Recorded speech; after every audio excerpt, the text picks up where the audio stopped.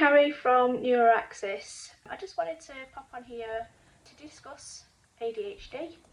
I've got a lot of questions about what ADHD is. So if you do want to know, you can have a look on our website. We have a lot of information about ADHD. But yeah, what is ADHD? So ADHD stands for Attention Deficit Hyperactivity Disorder. So when we assess ADHD, we are assessing a certain set of symptoms. So when we break it down, we're looking at attention. This can be someone's focus, this can be how they approach tasks, how they engage in tasks. This is everything to do with your concentration and your focus. The hyperactivity most people associate with ADHD, and that's to do with movement. It can also be to do with your mind as well, racing. So it doesn't have to be physically presented. We can take into consideration other symptoms as well. And the other part to this is the impulsivity. So this can be quick thinking, but not, when we're talking about quick thinking, it's not like that you're witty or anything like that, off the cuff marks.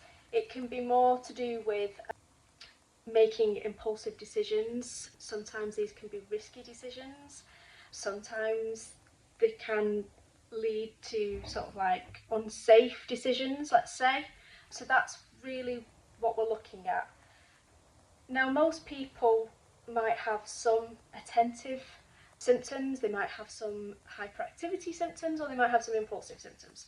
There has to be a certain amount of symptoms, and it also has to be evident in different settings, and it also has to impair your life. So I can be impulsive if you get me on Shein or Temu or a selling site, Amazon, gosh, but it doesn't impair my life.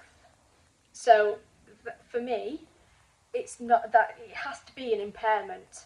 So for me, it's not, but for other people, unfortunately, it is an impairment, and it kind of drastically affected their life. So for a child, they could really struggle emotionally, they can really struggle with schoolwork or academically. For an adult, it may be present in their finances, it might be obvious in their relationships, how they manage tasks. So, it could be that they've only noticed as they've got older that they struggle with certain tasks, or they've experienced burnout. But it depends on what that is. It's situational, that burnout. So there are different stresses in life, unfortunately. But this ADHD,